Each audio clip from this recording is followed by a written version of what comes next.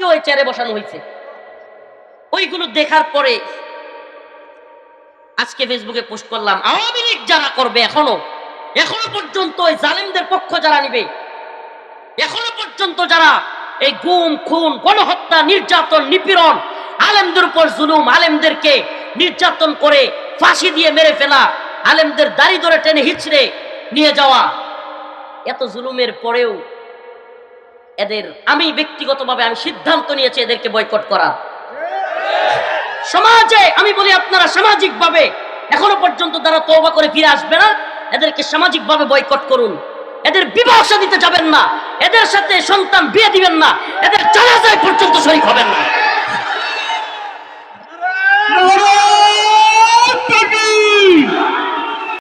আমি নিজে আয়নাগরের সাক্ষী, আল্লাহর কসম করে বলছি কাফারা দিতে হবে না। আমাদেরকে এমন রুমগুলোতে রাখা হয়েছে যেগুলো এখনো পর্যন্ত দেখাই নাই।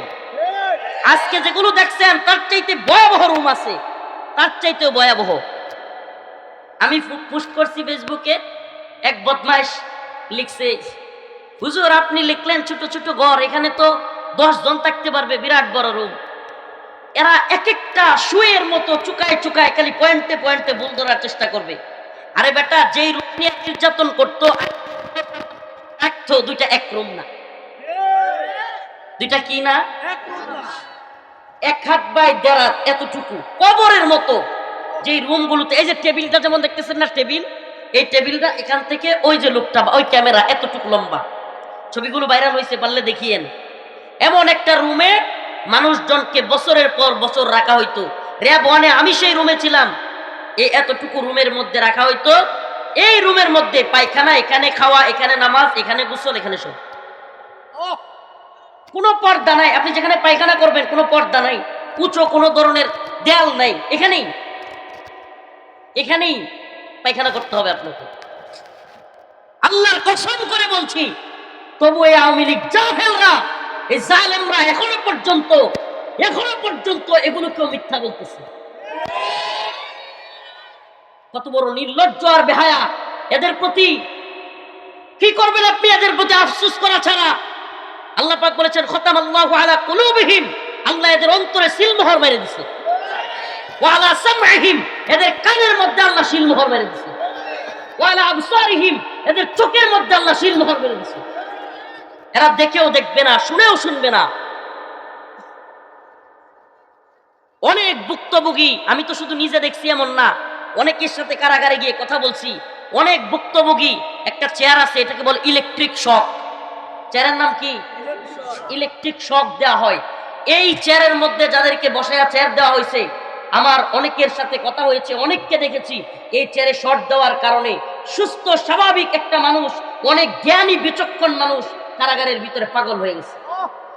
জাহাঙ্গীর ভাই, আমি নাম বলি, কাশিমপুর কারাগার 2-এ আমাদের সাথে ছিল জাহাঙ্গীর ভাই নামে একটা লোক। এই আল্লাহর বান্দা অনেক জ্ঞানী মানুষ ছিল, বিচক্ষণ মানুষ। যখন ভালো থাকতো কোরআন তিলাওয়াত করতো, যখন ভালো থাকতো মানুষকে সুন্দর নসিহা দিত, নামাজ পড়তো, এখানে দাগ আছে কপালে। কিন্তু যখনই ওই যে ইলেকট্রিক শর্টের পেইন, ভিতর থেকে আবার সেই আঘাত বা ব্যথা শুরু হইতো, পাগল হয়ে যেত, যারে তারে গালি দিত, লাথি মারতো, হসপিটালে নিয়ে বাইন্দা রাখতে হইতো তার। আমি নিজের চোখে দেখছি, আমার পাশের রুমের কুকন ভাই, বাড়ি ওই বরিশালের ওই সাইডে, কুকন ভাই নাম, এই ইলেকট্রিক শর্টের কারণে পাগল হয়ে গেছে। আমার সামনে মানুষটা মারা গেছে, আমার পাশের রুমে। কুকন ভাই চিৎকার করতে করতে দেয়ালের ওই আপনার লোহার যে শিকগুলো আছে, এই কুকন ভাই ইলেকট্রিক শর্ট দেওয়ার পরের থেকে কারোর সাথে কথা বলতো না, নিজে নিজে কথা বলতো। পানি নিতে যাইতো, পানি নিতে গিয়া কুকন ভাই এমন করতো। আমার সাথে কাশিমপুরে থাকা সবাই সাক্ষী, এমনকি একজন বড় সাক্ষী আছে, কয়েকদিন আগে 16 বছর পর তিনি মুক্তি পেয়েছে, আব্দুল সালাম পিন্টু আঙ্কেল, সাবেক বিএনপির মন্ত্রী, শিক্ষামন্ত্রী ছিলেন টাঙ্গাইলের, উনিও ছিলেন ওই পাশের রুমে। আমরা সাক্ষী, ওই কুকন ভাই কারোর সাথে কথা বলতো না, একা একা কথা বলতো। কুকন ভাই কি করতো জানেন? পানি আনতে গেলে বলতো, পানি আনছে আনছি, গেছে গেছি, খাইছে খাইছি, এমন করতো সারাদিন। তারা নিয়ে সবাই মজাও করতো, মানে নিজে নিজেই কথা বলতো। পানি আনতে গেলে কাউকে ধরতে দিত না তার পানিতে। এমনকি যেই ট্যাপ থেকে সে পানি নিত, ওই ট্যাপটা সাবান দিয়া ধুইতো। আরে কে কারে বুঝায়? ওই ভিতরে সাবান দিয়া এই প্রতিদিন সাবান দিয়ে আবার তার ইয়াডারে ধুইতো, মানে যেই বোতলটা, এখন বোতল ধুইলে কিন্তু সাবানের পানি গন্ধ হয়, কিন্তু হ্যাঁ এটা কোনো কিছু না, সে এটারে প্রতিদিন ধুইবেই। যদি খালি একবার তার বোতলে শুয়ে দিচ্ছেন, আবার 5 বার ধুইবে, আবার ওই ট্যাপ আবার 10 বার ধুবে, এরকমই করতো সারাদিন। আর নিজে নিজে কথা বলতো, দোয়া হইছে হইছে, খাইছে খাইছি, গেছে গেছি, এরকম করতো। কয়েকদিন পর এই কুকন ভাই আমার পাশের রুমে, আল্লাহি আল্লাহর কসম, এই ইলেকট্রিক শর্টের কারণে, নির্যাতনের কারণে ওই লোকটা কেউর সাথে কথা বলতো না, কখনো তার রুমে কেউ যাইতে দিত না। কিন্তু তার এমন অবস্থা হয়েছে, এই রুমের ভিতরে দেয়ালের রডগুলো ধরে ধরে চিৎকার হা হা হা হা এমন করতেছিল। আমি পাশের রুম থেকে শুনতেছিলাম, কাঁপতেছে তার শরীর। জীবনে কোনোদিন কারোর সাথে কথা কয় না, কিন্তু ওই দিন, ওই রাত্রে যেদিন মারা যায় খোকন ভাই, ওই দিন ডাকতেছিল চিৎকার করে করে, কাশিমপুর কারাগার 2, 60 সেল পূর্ব, রুম নাম্বার, আমার নাম্বার ছিল 39 নাম্বার রুম, রুম সহ বলতেছি। এই বদমাশগুলো, এই নির্লজ্জগুলো এরপরেও হাসিনা এবং আওয়ামী লীগের পক্ষে কথা বলবো, এরপরেও, কারণ এদের লজ্জা নাই, এরা বেহায়া, এরা নির্লজ্জ। আল্লাহ আমাদেরকে কি বলবো, আল্লাহ এদেরকে ফিরে আনুক, এদেরকে হেদায়েত দান করুক। নিজের চোখে দেখা অনেক ঘটনা যেগুলো আগে মনে নাই, আজকে আয়নাগর দেখে কলিজা ফাইটে যাচ্ছে। আজকে পোস্ট করছি, আমার অনেক পরিবারের অনেকেও আত্মীয় স্বজন আওয়ামী লীগ আছে, আজকে ফেসবুকে কষ্টে পোস্ট করছি, ওই দিনগুলোর কথা মনে পড়ে গেছে। হঠাৎ করে ওই নির্যাতনের ওই স্ট্যান্ড, ওইগুলো দেখা আমাকে ওই চেয়ারে বসানো হয়েছে। ওইগুলো দেখার পরে আজকে ফেসবুকে পোস্ট করলাম, আওয়ামী লীগ যারা করবে, এখনো পর্যন্ত ওই জালেমদের পক্ষ যারা নিবে, এখনো পর্যন্ত যারা এই গুম খুন গণহত্যা নির্যাতন নিপীড়ন, আলেমদের উপর জুলুম, আলেমদেরকে নির্যাতন করে ফাঁসি দিয়ে মেরে ফেলা, আলেমদের দাড়ি ধরে টেনে হিচড়ে নিয়ে যাওয়া, এত জুলুমের পরেও এদের, আমি ব্যক্তিগতভাবে আমি সিদ্ধান্ত নিয়েছি এদেরকে বয়কট করা। সমাজে আমি বলি, আপনারা সামাজিকভাবে এখনো পর্যন্ত যারা তওবা করে ফিরে আসবে না, এদেরকে সামাজিকভাবে বয়কট করুন। এদের বিবাহ শাদীতে যাবেন না, এদের সাথে সন্তান বিয়ে দিবেন না, এদের জানাজায় পর্যন্ত শরীক হবেন না।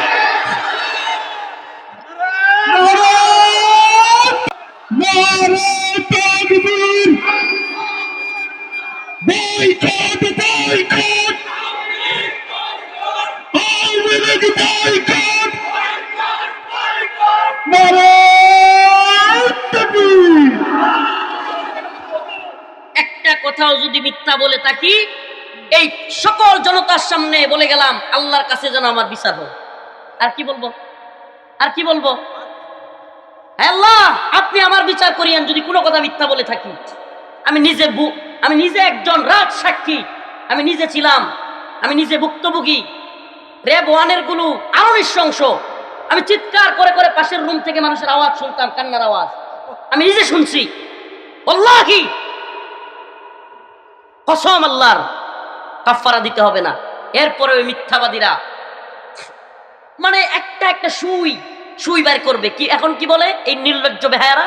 বলে ঠিকাদারদের আয়নাঘর বানিয়ে বুঝাইয়া দিতে 7 মাস সময় লেগে গেছে। চিন্তা করছেন কত বড় নির্লজ্জ?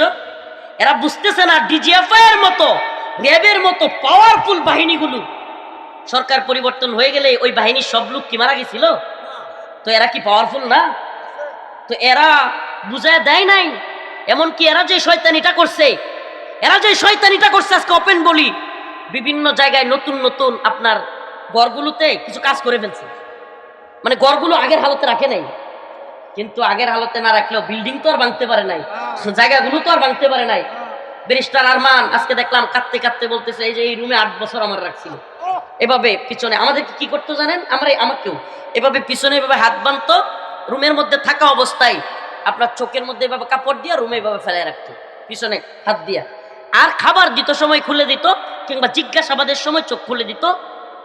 পায়খানায় যাওয়ার সময়ও চোখ বাইন্ধা নিত হ্যান্ডকাপ লাগায়, কিন্তু একেবারে দরজার সামনে গিয়া ছেড়ে দিত, দৌড়ে দৌড়ে হাতে এভাবে একজন ধরতো, এভাবে অন্ধের মতো নিয়ে যেত। এই যে আমরা অন্ধ, এই যে এইভাবে, তারপরে ওই রুমের মধ্যে নিয়ে পরে ছেড়ে দিত। কল্পনা করতে পারেন?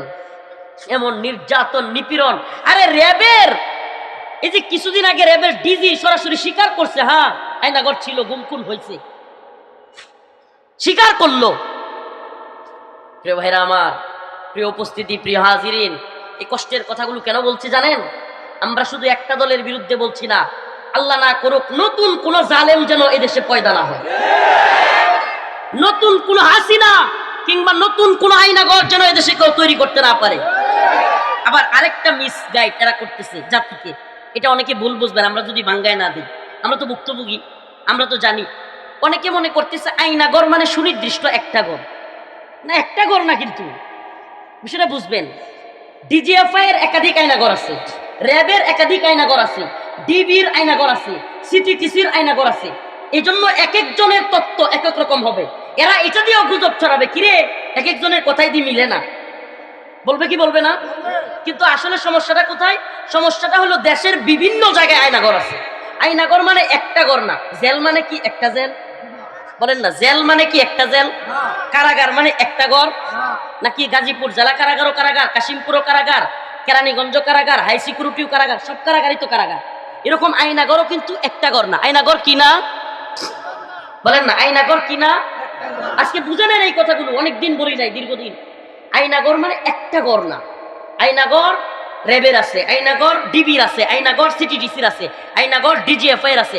আবার এমন কিছু আয়নাগর আছে যেগুলোর এখনো পর্যন্ত অস্তিত্বই খুঁজে পায়নি। কারণ কি? কারণ ভিকটিমরা আয়নাগরটা কোন জায়গায় এটা বলতেও পারবে না। কারণ আমি আমার কথা বলি, আমাকে গাজীপুর চৌরাস্তা পার হওয়ার সাথে সাথে চোখ বাইন্ধে ফেলা হয়েছে, তো আমি কিভাবে বলবো আমি কোথায় ছিলাম? পরবর্তীতে যখন আমাকে কারাগারে পাঠানো হয়, সেই দিন আমি বুঝতে পারছি আমি র্যাব ওয়ানে ছিলাম। কোথায় ছিলাম? র্যাব ওয়ানে। আগে কিন্তু বুঝারও উপায় নাই, কারণ তারা যেদিন ছেড়ে দিবে ওই দিন আপনি বুঝতে পারবেন। তাও কি তারা যদি চায় তাইলে বুঝতে পারবেন, এছাড়া বুঝতে পারবেন না। প্রিয় ভাইরা আমার, বন্ধুগণ আমার, ওপেন কথাগুলো বলা হচ্ছে।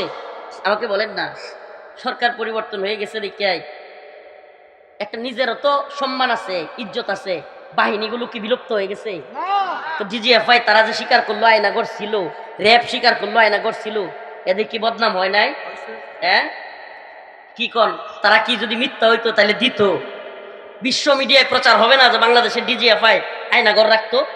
বাংলাদেশ সেনাবাহিনীর একটা অংশ গোয়েন্দা সংস্থা আয়নাগরে মানুষকে এরকম নির্যাতন করতো, এটা কি বিশ্ব মিডিয়া জানবে না? আজকে জাতিসংঘ থেকে বিবৃতি আসছে যে জুলাই আগস্টে যত মানুষ মারা হয়েছে সবগুলো হাসিনার হুকুমেই মারা হয়েছে। আর কত লুকায় রাখবেন?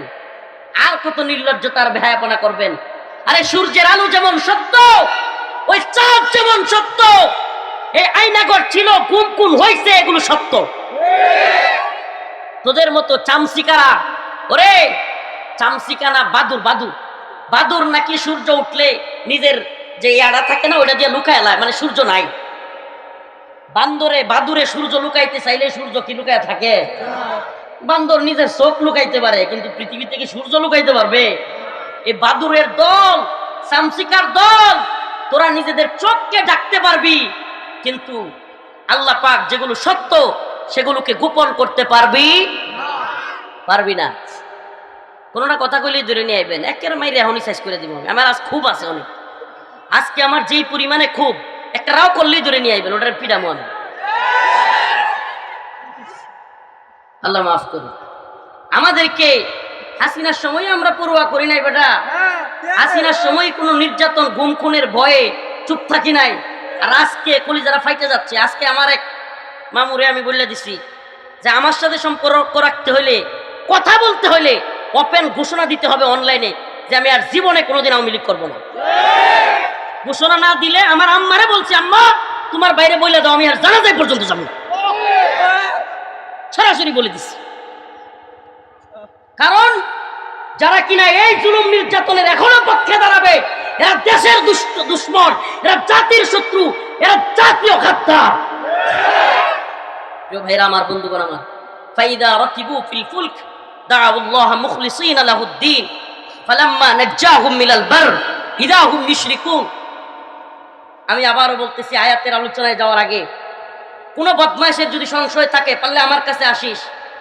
যে তত্ত্বগুলো মনে হয় যে মিস, মানে এটা কেমনে হইতেছে, ওইটা কেমনে হইতেছে, আমি সুস্পষ্ট জবাব দিব। আমি প্রত্যেকটা, এগুলো একটাও মিথ্যা না। কিন্তু আপনি যদি সাময়িকভাবে এক এক রকম কথা শুনেন আপনার কাছে ভিন্ন মনে হবে। কেন মনে হবে? কারণ এখানে তো অনেক ধরনের কথা আছে যেটা আপনি বুঝবেন না। এই যেমন আমি আজকে বললাম আয়নাগর অনেকগুলো, আপনারা জানতেন এভাবে? জানতেন না। ডিজিএফআই এর আলাদা, র্যাবের আলাদা, সিটিটিসির আলাদা, ডিবির আলাদা, এটা আপনারা জানতেন? এটা জানতেন না। এবং যেই ঘরে রাখা হয়, যেই ঘরে রাখা হয় এবং যেই ঘরে নিয়ে টর্চার করা হয় দুইটা এক না, এটা জানতেন? জানতেন না। টর্চার সেলটা কেমন জানেন? টর্চার সেলটা হলো এমন, আমি নিজে বলি, একটা ভুক্তভোগী আমি, আমাকে র্যাব ওয়ানে হঠাৎ করে ওই যে হাসিনার বিরুদ্ধে যে বক্তব্য দিয়েছিলাম ওই বয়ান ছাইরাই, মোদি বিরোধী আন্দোলনের বয়ান ছাইরাই ওই আদার ব্যাপারী জাহাজের খবর লস কই এত জোরে মারছে, মানে ওদের তো ট্রেনিং এর হাত, এত জোরে আঘাত করছে আমি দেখি যে আমি কেন করতেছে মাথা, এমন পর্যায়ে আমার চোখ দিয়া পানি পড়তেছে, আল্লাহ আল্লাহ করতেছি। আমাকে একেবারে কি নোংরা ভাষায় গালাগালিজ করে দানবের মতো দুইটা মানুষ টাইনা একটা রুমে নিয়ে গেল, মানে যেখানে ছিলাম ওখানে না, টাইনা নিয়ে গেলাম, গিয়ে আলাদা রুমে, ওখানে যায় যেটা দেখলাম কি বিভৎস চেহারা, একজনের নাক নাই, চোখের নিচে এরকম গুস্ত নাই, এরকম চেহারার আকৃতিওয়ালা, এগুলো কি ছবি হবে নাকি এক ধরনের কঙ্কাল, এটা আমি এখন বুঝতে পারতেছি না। মানে ওরকম এখন ইয়া হইতেছে না, একটা রুম ভয়ঙ্কর, মানে হলো ভয় দেখানোর জন্য। প্রিয় ভাইরা আমার, বন্ধুগণ আমার, এই নির্লজ্জতা, এই ভয়াবহ নৃশংসতা, নিষ্ঠুরতা করার পরেও, আচ্ছা এদের বক্তব্য কি তাইলে মানুষ, আমরা মনে হয় মানে মানুষ যারা এরকম গুম খুনে ছিল 8 বছর 10 বছর, বউ বাচ্চা মা বাবা ভাই বোন সবারে সাইরা, এই মানুষগুলো মনে হয় নিজের ইচ্ছায় পালায়া ছিল। আমার কথা শুনেন, কানাকানি করার দরকার নেই, আমার কথা শুনেন। 8-9 বছর, 2 বছর 3 বছর বউ বাচ্চা মা বোন সবাইরে সাইরা এই লোকগুলো কি পালায়া ছিল? হ্যাঁ রে নির্লজ্জ ভাইয়ের দল, এটা মানুষ নিজের ইচ্ছা এইভাবে বউ বাচ্চা সবাই সাইরা পালায়া থাকতে পারে? হ্যাঁ, তাইলে এরা কি বুঝাইতে চায়? মানে আর কি দলিল লাগে যে এই লোকগুলো এতদিন ছাড়া পাইলো না, আওয়ামী লীগ যাওয়ার পরেই ছাড়া পাইলো? আর কি দলিল লাগে বলে না? আর কি দলিল লাগে? প্রিয় ভাইরা আমার, বন্ধুগণ আমার, আল্লাহ বলেছেন ফালা তাহসাবান্নাল্লাহা গাফিলান আম্মা ইয়ামালুজ জালিমুন ইন্নামা ইউআখিরুহুম লিয়াউমিন তাশখাসু ফীহিল আবসার মুহতিঈনা মুকনিঈ রুউসিহিম লা ইয়ারতাদ্দু ইলাইহিম তারফুহুম ওয়া আফিদাতুহুম হাওয়া। আল্লাহ বলেন ও জালিমের দল, তোরা মনে করিস না তোদেরকে আমি ছেড়ে দিছি। আল্লাহ বলেন আমি ছাড় দেই, সময় দেই কিন্তু ছেড়ে দেই, আমি ছাড় দেই কিন্তু ছেড়ে দেই। আল্লাহ পাক ছাড় দেন কিন্তু ছেড়ে দেন না। জালেমদেরকে আল্লাহ পাক সতর্ক করেন, ছাড় দেন কিন্তু ছেড়ে দেন না। আমরা তো এই জন্য বলি, নতুন সরকারকে বলি, অনেক তালবাহানা করেছেন, আর সময় নাই, তাওহীদবাদী জনতার বিরুদ্ধে কথা বলেন। আপনাদেরকেও সময় দেওয়া হয়েছে, দেখা হয়েছে, দ্রুত সময়ের মধ্যে আওয়ামী লীগকে নিষিদ্ধ না করলে আমরা আপনাদের বিরুদ্ধে আন্দোলন করতে বাধ্য হব।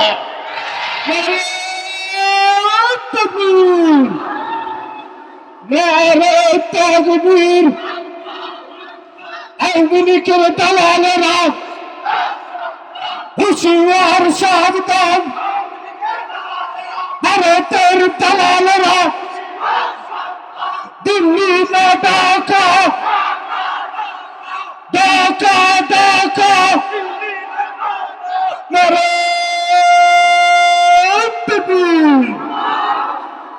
প্রিয় ভাইরা আমার, বন্ধুগণ আমার, মিসগাইড হবেন না প্লিজ, মিসগাইড হবেন না, আমাদেরকে ভুল বুঝবেন না। আমরা পারতাম আপনাদেরকে নামাজের নসিহা, রোজার নসিহা এগুলো করতাম, কিন্তু আজকের আলোচনাগুলো এগুলো এই জন্য করতেছি প্রিয় ভাইরা আমার, বন্ধুগণ আমার, মানুষকে ধোঁকা দিয়ে যদি জালেমরা আবারও কোনোভাবে আসার চেষ্টা করে, আপনারা যেন ভুল না বুঝেন, আপনারা যেন ধোঁকা না খান।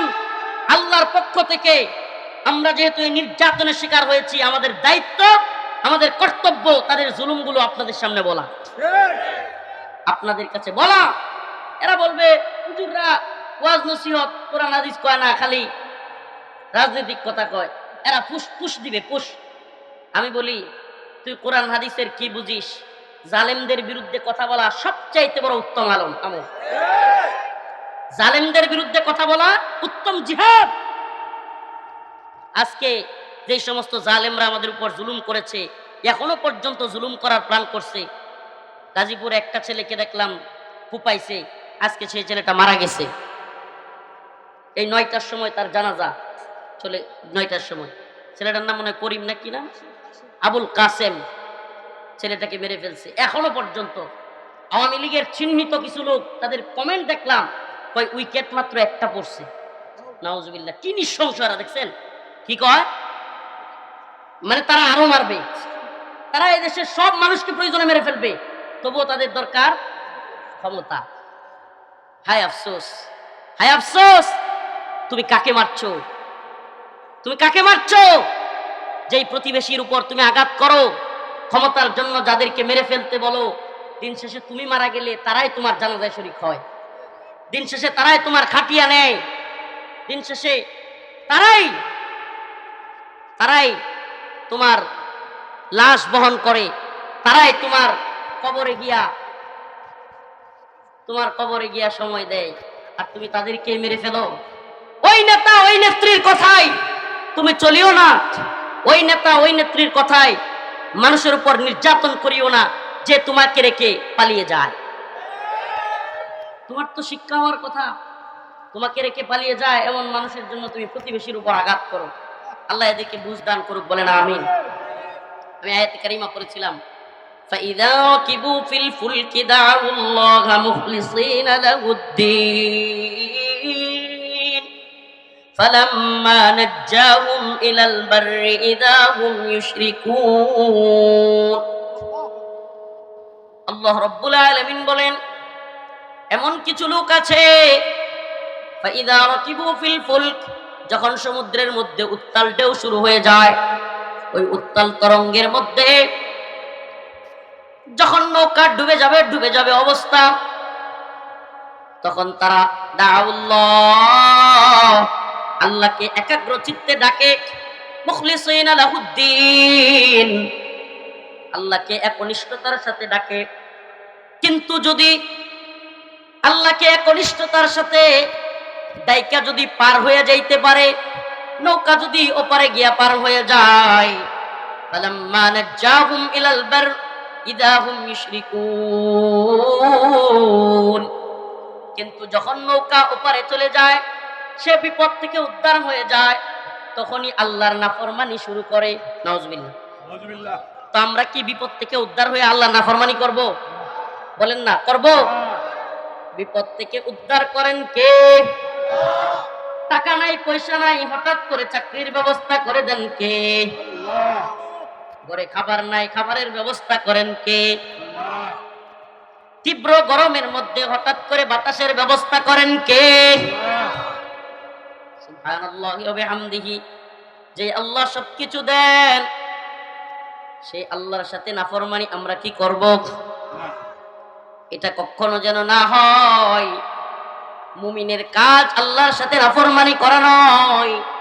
মুমিন বিপদে আপদে ধৈর্য ধারণ করবে, সবর করবে, আর সুখের দিন আসলে আল্লাহর শুকরিয়া আদায় করবে। সুখের দিন আসলে